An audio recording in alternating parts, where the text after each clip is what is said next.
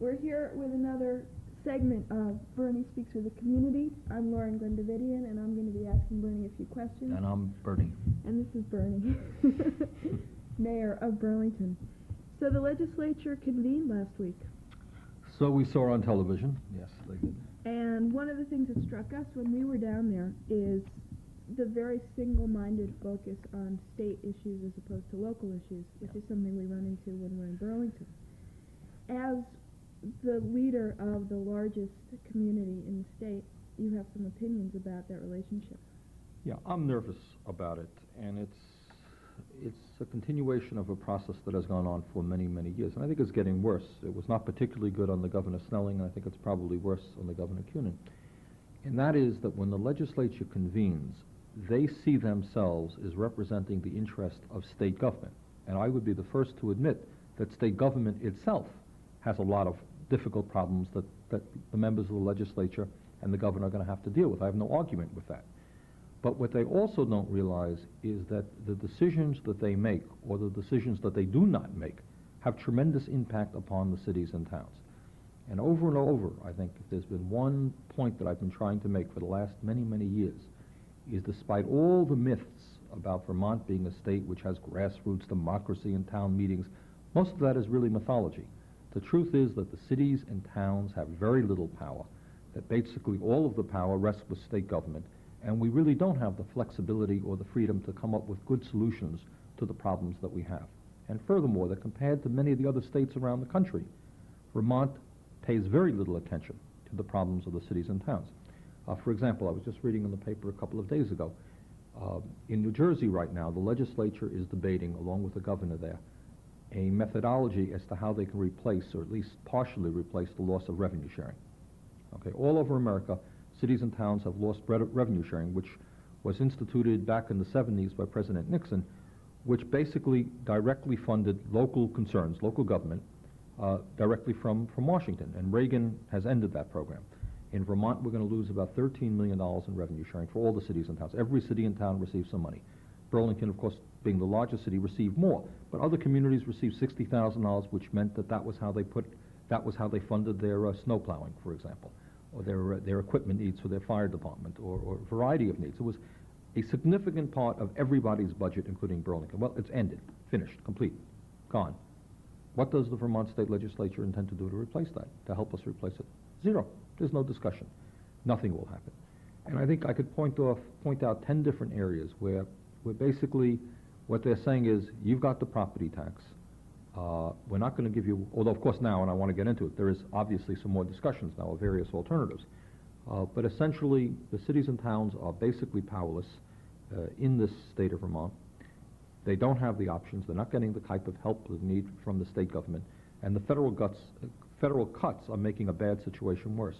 Put on top of that the impact of state-mandated reappraisal, and you have a very bad situation. If the foundation proposal goes through that the governor is advocating, you're really talking about some very hard times, I think, for the cities and towns of Vermont.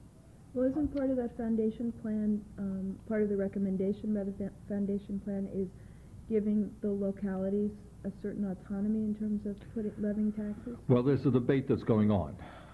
First of all, I can go on, and believe me, in the next couple of months, I will be going on and on in trying to fight the foundation plan, because it's a disaster in terms of, for local taxpayers here in Burlington and many other communities, our taxes are going to go up substantially, despite the fact that we are not a wealthy community. One of the really frustrating aspects of this whole discussion is the governor, in her wisdom, has already decided that certain communities are quote-unquote wealthy, and that's a nonsensical approach. Because you have a large tax base, because you have a downtown Burlington, or because Essex Junction has an IBM, does not make everybody in that community wealthy. There is no necessary correlation. You know what it reminds me of? You know, in countries like Brazil, you recall, the governments there pump tremendous sums of money into their downtown, into their fancy hotels, and 2 blocks away you have people literally living in tin shacks who are starving to death. Well, that's obviously not the same thing in Vermont. But the idea that because you have a tax base or a downtown or some manufacturing, that everybody in your town is automatically wealthy is an absurd proposition. Statistic after statistic shows that the people of Burlington are not wealthy.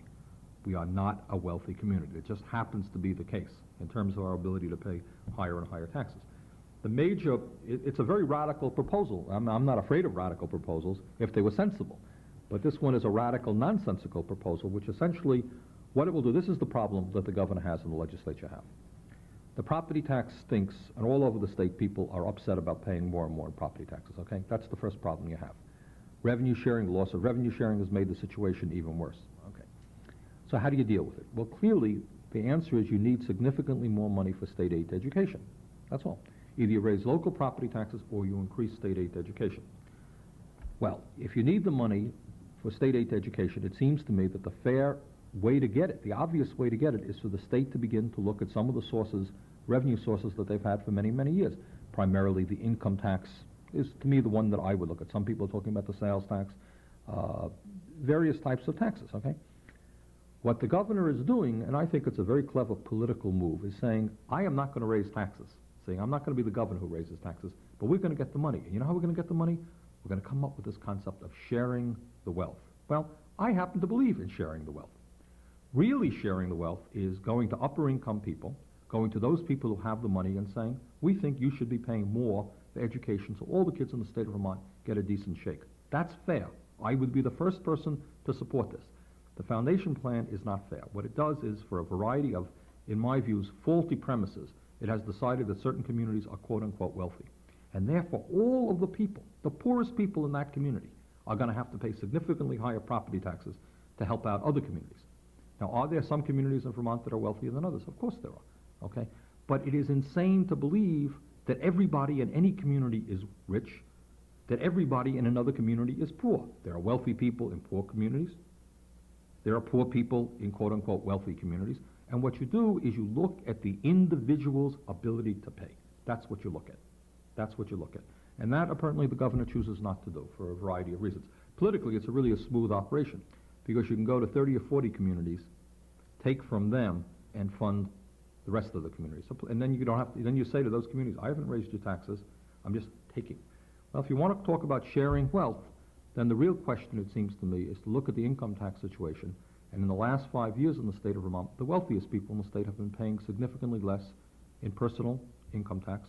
Corporations have been paying less. That's where you point the finger, if you really want to be fair and if you want to share the wealth. So I think it's a pretty fraudulent proposal, and we're going to oppose it.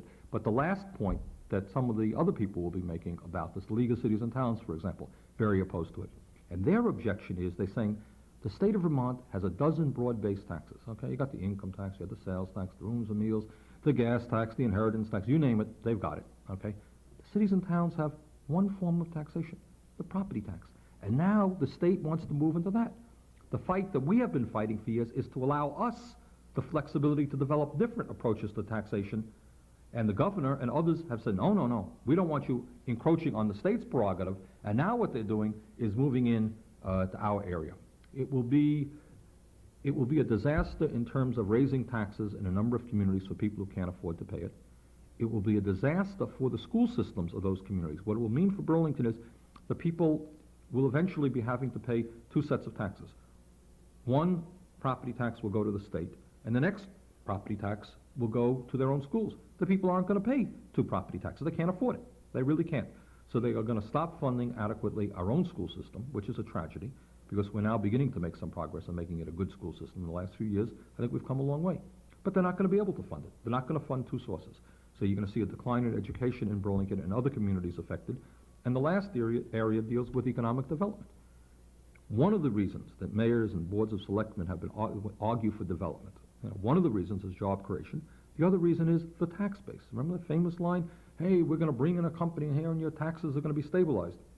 But right now, under this scenario, a significant part of the revenue coming from new development, from development in general, is going to go to the state. So they're really probably, depending on the town, and we've done some preliminary discussions of this within the administration, in terms of education for Burlington, new development would probably bring in no money to schools. And then we have, all of the money would go out to the state, at least from the educational point of view. So in terms of the increased services that we have to provide for new development, increased traffic, infrastructural problems, sewers, electricity, everything else, probably you may end up saying, we don't want the development. It really is not worth it. Not for Burlington, not for South Burlington, not for Essex Junction. And, when we talk about the desire to create jobs, that's a pretty silly thing. So in terms of economic development, in terms of local school systems, in terms of the property tax burden becoming higher for people who can't afford to pay it, it is a disastrous proposal. And one of the things that I have been doing is speaking with representatives from South Burlington, Essex Junction, and Essex Town. And in fact, we met last week in my office, and we have representatives from the school board and the city governments. And in fact, we'll be holding a press conference tomorrow in South Burlington. Now, the only thing that I can say and give the governor credit for is that she is quite right in pointing out that we have to significantly increase state aid to education. Many school districts in this state are in desperate need of more money. She's right. How do we get that money? Do we get it in a really fair and honorable way? Do we really get it from those people who can better afford to pay? Or do we get it through a really, to me, a dishonest political approach, which may make the governor look good, but is really not a fair approach. So that's a real issue of concern to us. What did you went to the Cities and Towns, League of Cities and Towns last week? Right. Was this the issue? Yeah, under this was discussion? one of several issues. In fact, if I'm not mistaken, that today being Monday, the Vermont League of Cities and Towns themselves will be having a press conference to voice their strong opposition to the foundation proposal. Again, primarily on the ground that the state is beginning to encroach on the one area that the cities and towns have to adequately fund city services and education. The VLCT itself has come up with a proposal, which in my view is a better proposal than the foundation proposal. I abstained from supporting it because it calls for expanding state aid to education, which is correct. Their approach was to do away with the exemptions in the sales taxes, which exist in a number of areas, such as wine, I think liquor, and soda was one. And I don't know. I think we can do better. You know, who buys soda? Your average people go out. You know, we all go out and buy a six-pack of Pepsi-Cola, and I don't know that we want to increase taxes in that area. My own feeling, we'll be coming up with something specific, is the way to go is with the progressive income tax in the state of Vermont, progressive corporate tax. Let's get those people who can afford to pay more, and many of those people have been paying less under Reagan in the last 5 years because the Vermont tax system is coupled with the federal system. So. Okay. So there are different responses all around the state to Madeline's or the foundation proposal. There are, and the opposition is going to come from a number of different areas. The conservatives will argue correctly. I'm not a conservative, but their point is well taken, is that if you believe in local control, this is a giant step forward of the state encroachment on local control. The business community will argue that if you want to stimulate economic development, you don't go into a community and say, we're going to take out a significant part of your new taxes and send it to Montpelier. Why should a community want economic development? And that's the argument you'll be hearing from many people. From my point of view, from what I consider to be the radical or the progressive point of view, we will argue that we do need to increase state aid to education. We do need to guarantee that every kid in the state of Vermont has a decent educational opportunity, but you get the revenue that you need in a progressive and fair manner, and you don't take it from elderly people or working people in the city of Burlington or in Essex Junction. They were reappraised. Our friends in Essex Junction went through a very harsh reappraisal. Their property taxes already went up. The governor wants them to go up again. That's wrong. There are ways to get increased state aid to education in a fair and equitable manner. And I want to close this discussion by making one point. One of the things that the governor says, which really irritates me quite a lot, they talk about, hey, don't worry about the regressivity of this program because we have the property tax rebate program. And as many viewers, I trust, know, the state, in fact, established under Governor Salmon back in the early 70s a property tax rebate program, which is, in fact, a good program. It means to say that if you pay above a certain percentage of your income in property taxes, the state sends you a check. They've recently expanded it, and the maximum you can get, if you're a low-income person paying high property taxes, you can get $750 back. Now, I urge all people, all listeners, all viewers, to take advantage of that program. It's a pretty simply form to fill out. It's in the state income tax folder. Do it. The irony of this whole thing, though, is the governor well knows, and his members of the legislature well know, that of all those people who are eligible for the tax rebate program, only 14% statewide apply for it. 86% of the people do not apply for it. Why? Well, there are a couple of reasons. First of all, in my feeling, my gut feeling is the state does not want to have them apply because it's money that's coming out of state government. Okay? So they go forward, they say, we have this great rebate program, but I haven't heard the TV ads, I haven't heard the PSAs on the radio, I haven't heard from the state tax department. And we talked to them last year, a program to make that rebate program simple. For example, you can, in fact, when people are paying, well, it's a long story. There are a variety of mechanisms that you can develop to make sure that more people take advantage of it. When 86% of the people do not take advantage of a program, the program is not working. State government does not want it to work. Now, you may recall during the last week, I was criticized by various people. Why doesn't the city of Burlington do more to help people take advantage of the rebate program? Well, in fact, we're spending some money. We do something about it. But here you, and we should, but here you have a statewide program where the state is administering the program. It is the state's program. It is rather absurd that the state is not spending what would amount to small dollars to encourage people to take advantage of the program. The bottom line is I think the state doesn't want people to take advantage of the program because it retains the money, but it always has it there. You know, then when you argue against the program, they say, hey, don't worry, we have the rebate program, but you don't push the rebate program. You don't want people to, well, that's another story. So that's going to be a hell of a fight. And we're going to do our job to represent not only the people of Burlington, but low-income and working people and elderly people in general against higher property taxes. The way to solve the property tax crisis is not to raise property taxes in certain communities. Let's turn our attention to raising money in Burlington. You say there are two proposed bond issues? Now, you know, after having given the speech about the regressivity of the property tax, one of the, you know, the real tragedies and the things that really upset me very much is that I know that the property tax is a stupid tax, and I've been out knocking on lots and lots of doors, coming across many elderly people who are having a hard time paying their property taxes. So I'm placed as the mayor of the city, really, as they say, between the rock and the hard place. We have a problem in the city that I think has to be addressed, and that problem deals with police protection. And let me just touch on a few points here. For a start, in my view, the police department of the city of Burlington today is in better condition than it has been for many, many, many years. We have now virtually no vacancies at all, so we're at full manpower right now. I think maybe there's one vacancy and we have people who are ready to jump right in. 5 years ago, you used to have a department with 15 or 20 vacancies. There were 15 or 20 spots that were unfilled. So no matter what your quota of police officers was, it didn't really matter because, you know, people were leaving right and left. We had 5 years ago, 6 years ago, before I became mayor, you used to have a 25% turnover rate, which was just unbelievable, okay? So we have come a long, long way. The department is much more stable. I think Chief Scully is doing an excellent job.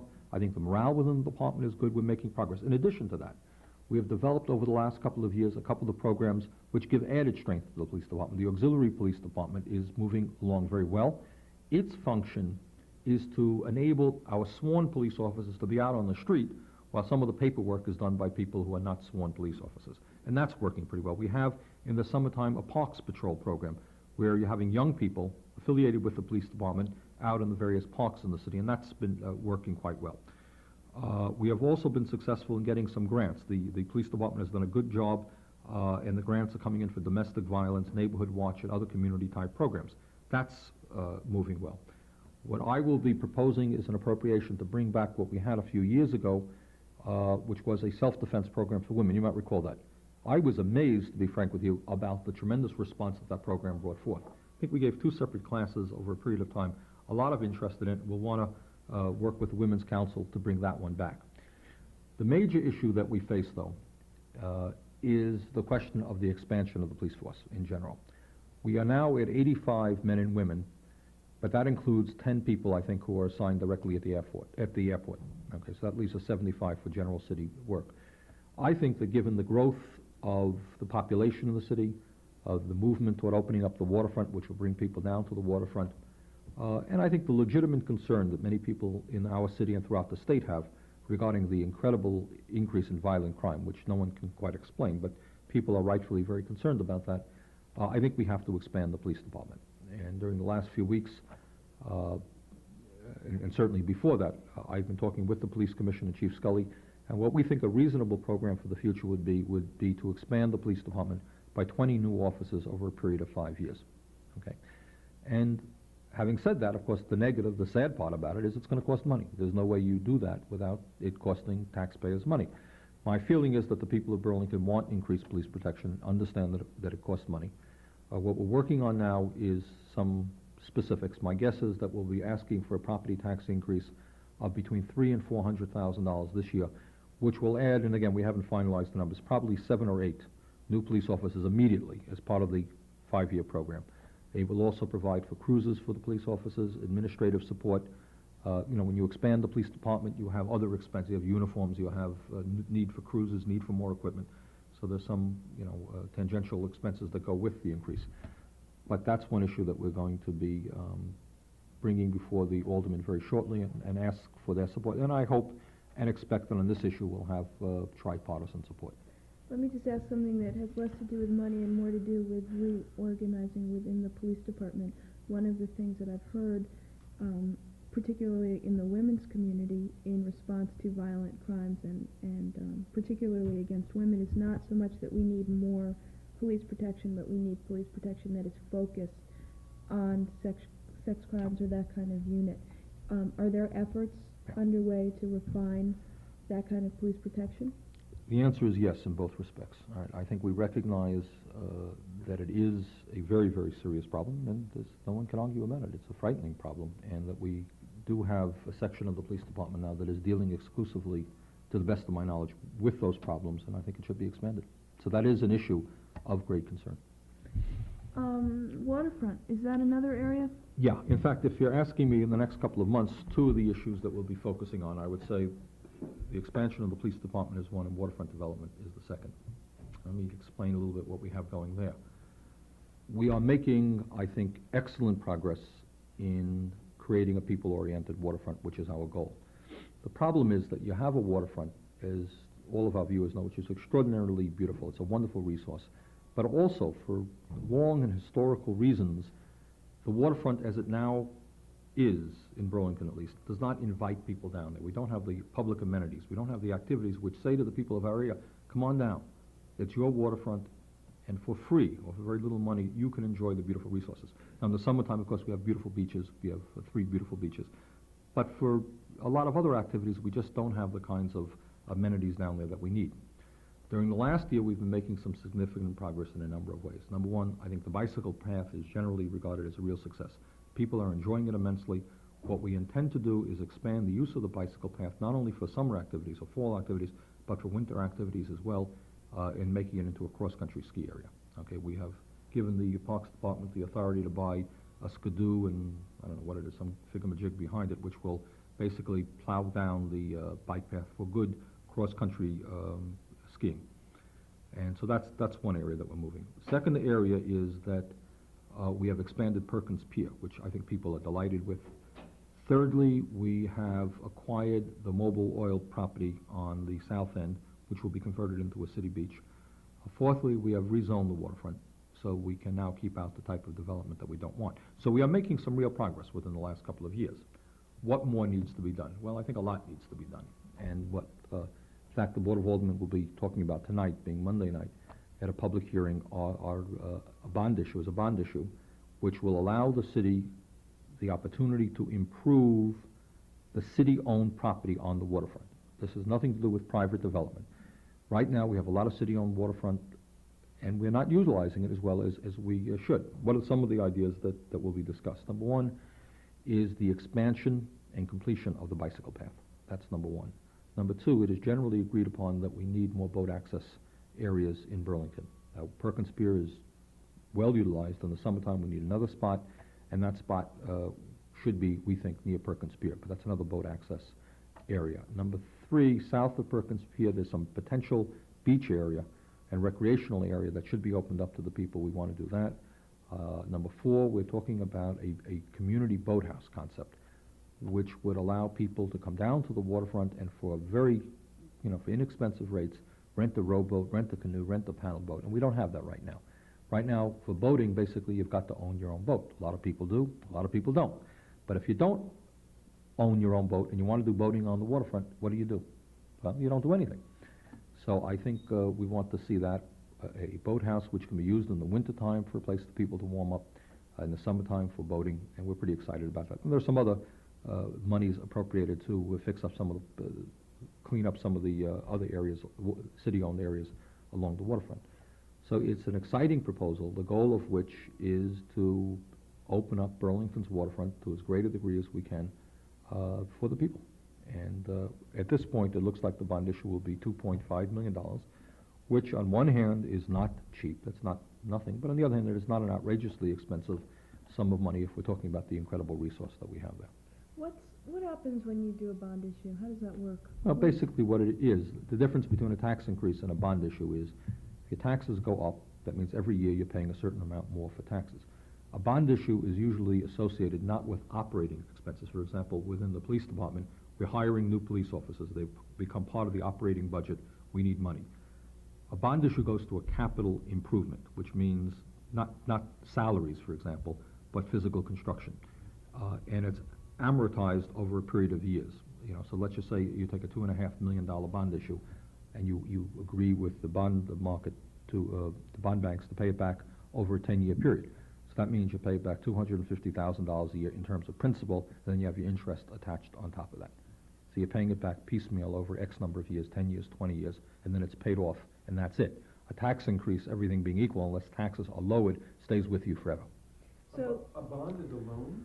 A bond is basically getting approval from the people to float a bond, to borrow money from, yes, to borrow money, and the bond issue enables us to pay it back. and then people invest in the bond, don't Right. they? They But buy then a you bond. have, right, then you have the whole phenomenon of the bond market where people, the city of Burlington is a tax-exempt institution, so there are people who invest in bonds, understanding that they're very secure and they're tax-exempt, so they don't have to pay taxes on the profits that they make off of bonds. Okay. But what we're doing here now, in terms of the bond issue, is we have now gotten the authority to do it. Obviously, the city does not have the right to go out. We can't simply go out and say, we want to improve our waterfront. Gee, will you lend us $3 million, without the banks understanding that we have gotten the approval of the people to repay that money. So what a bond issue, a general obligation bond, is that the faith and credit of the people of the city of Burlington is now behind paying back the bond. That's what all bonds are about. So who votes on that? The All the- people or the aldermen? Oh, no, all the people. The aldermen can vote to put it on the ballot.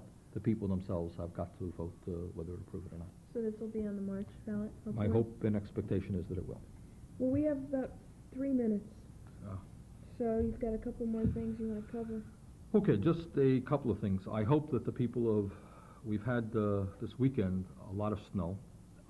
My impression is that the Public Works Department is working well, that they're doing a good job. We have new equipment, and my perception is that they're doing a pretty good job.